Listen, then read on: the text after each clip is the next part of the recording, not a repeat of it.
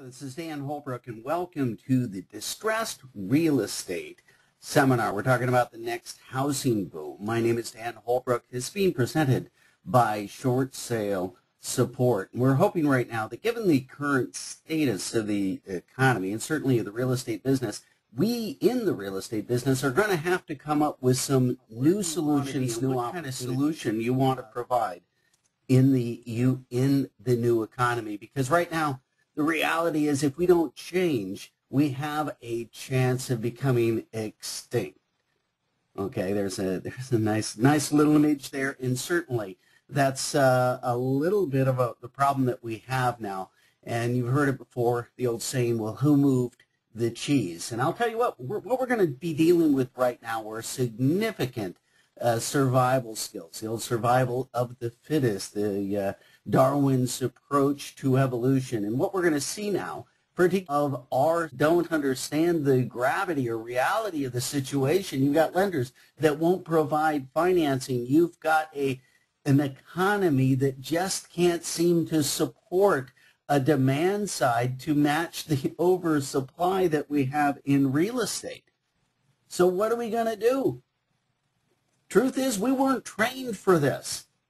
And I don't mean the fire, but the truth is right now, I would use the fire, the burning building metaphor, to address the concerns that we have in this market and what we're going to have to do. We as real estate agents, as real estate professionals, and what establishes market value, where our perception is our reality. It is perception of the market, and what it's going to do is the reality of the market. Your perception of your business is going to become its reality, half empty or half full. The biggest battle that anyone is going to wage right now is right between our ears and trying to figure out how and if we're going to survive in this market. If you develop the skills to navigate this market, if you can change the perception of your client to get off the dime, so to speak, and move out of harm's way in one way or the other, you will be able to assist in the unwinding of all that's settled on the bottom. Sellers are waiting and seeing in the U.S. economy. We are the distributed sales force that needs to be able to grab the hand of the distressed homeowner to help the potential home buyer, to motivate them. But we need to know where we're leading them. Many of us are leading them right into harm's way. And either positively or negatively, what you do will change their life. We want to figure out how to do it right in this distressed market. Those of you that can do it will prosper immensely. And many of you have obviously traveled on rush hour traffic. And of course, as Californians, we drive our own cars in many instances and feel free now that gasoline is as cheap as it is to drive where we want. But distressed real estate experts are going to find themselves. The real estate industry needs to step up and help provide that. This is just, again, a snapshot of distress. This is just one line of defense in the distressed real estate market. The public records of people that are screaming out saying, help me, help me, help me. And yet real estate agents in general, the minute a foreclosure notice is filed, we head for the door because many of us don't know what to do. What we have to do right now in the real estate industry, we're going to go through a painful realignment. Who's going to unwind all the real estate transactions that shouldn't have been done if they were to address these problems and sell properties regardless of what's owed and deal only with what it's worth? It could somehow navigate through this process. Then they could stop that slippery slope of value. They could create a new, less distressed inventory of real estate and move on. Well, unfortunately, they didn't take that stance. They will now, and it's going to change, again, the whole nature of this business. But distress for homeowners is certainly the misery or the crises, but it also creates for the real estate agent an opportunity. The question is, where do we start? Get started on the success cycle. You're sitting there wanting to be able right between our ears is a mindset. It's not real, but very, very difficult to remove.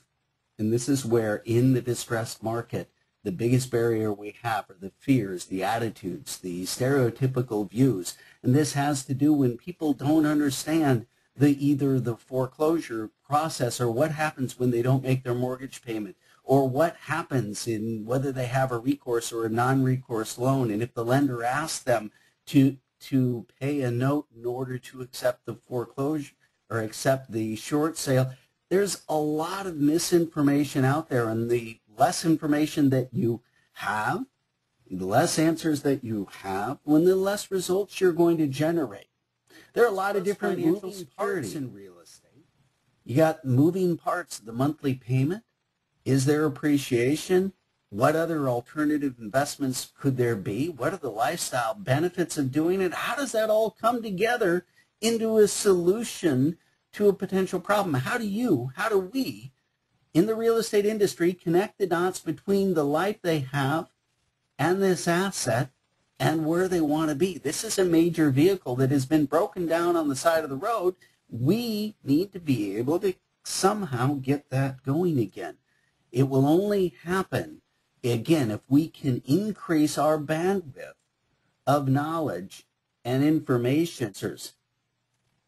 You're the counselor. This is about helping.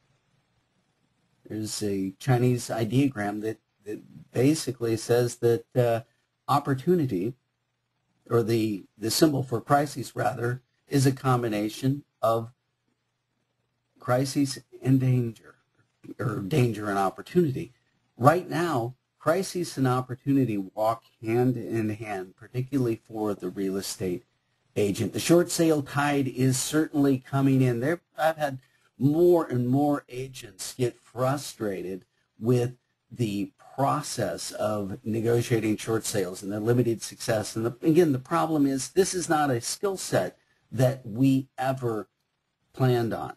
But the truth is, we have appointed a number of different options. They're concerned, and if you come in trying to sell them, they'll shut down. Educate them first, and then help them move forward to create a real opportunity. Now let's just look at a couple different transactions, a couple of concerns. So we've created a spreadsheet to analyze this and present it, because again, that's part of helping them move on. You look at a particular transaction. This is the price of staying the course. Here's somebody that bought a house, 100% financing, a $475,000 purchase. They had PITI payments of $3,424 per month. Now that same home right now, they can go down about 4 houses down and rent that note and obligation just like owing $200,000 on a Visa bill.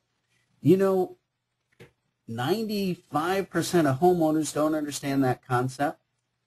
94% of real estate agents don't understand that concept, yet that is critical in helping a homeowner navigate this process, because in a short sale, you can create the process necessary to avoid that liability. Again, the key is in understanding the math and presenting it in such a way that people can get their arms around it. Here's another one, time bomb ticking. Staying the course versus doing something. They bought the home in 2004. Has a $690,000 loan with a $3,000 a month payment. The loan adjusts to a that are beating your door down to utilize your service to access sellers that are beating your door down to be able to create the opportunity and solve the problems that are at the center of this storm. In the eye of the storm is opportunity, is a calm that comes only from knowledge, only from the experience necessary. But we need to create the tools. They're power tools.